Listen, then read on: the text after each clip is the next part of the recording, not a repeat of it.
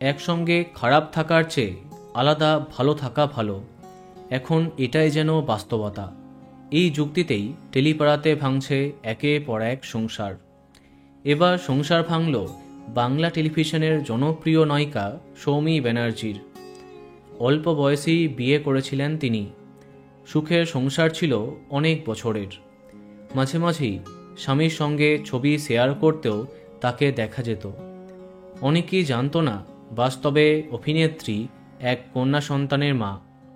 একদিকে সংসার, অন্যদিকে নিজের কেরিয়ার, সব কিছুই যেন সামলানোর চেষ্টা করছিলেন তিনি। কিন্তু সেটা আর সম্ভব হলো না। সম্প্রতি সম্পন্ন হয়েছে আইনি বিচ্ছেদ। মেয়েকে নিয়ে আলাদা হয়েছেন সৌমি। তার কথায়, মেয়ের দায়িত্ব তো প্রথম থেকেই আমার উপর ছিল, শুধু এখন আইনিভাবে নিশ্চিত হলাম। মেয়েকে নিজের বাবা মায়ের কাছে রেখে কলকাতায় একা থাকছেন সৌমি। কাজের প্রয়োজনেই শহরে তার বসবাস। নিজের নতুন সংসার সাজিয়েছেন নিজের হাতে।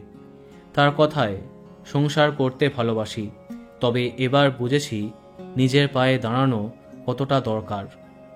প্রায় এক দশক আগেই টেলিপর্দায় ডেবিউ করেছেন তিনি। মা দুর্গা তার প্রথম ধারাবাহিক ছিল। তারপরে একে একে অসংখ্য ধারাবাহিকে তাকে দেখেছে দর্শক। শেষবার আকাশ আটের প্রথম কদম ফুলে প্রধান নায়িকা হয়েছিলেন। বর্তমানে বিচ্ছেদের পরে নতুন করে নিজের জীবন গুছিয়ে নিচ্ছেন অভিনেত্রী। বন্ধুরা, ভিডিওটি এইটুকুই। বাংলা বিনোদনের অন্যান্য আরও খবর পেতে সাবস্ক্রাইব কারেন্ট বস। ধন্যবাদ।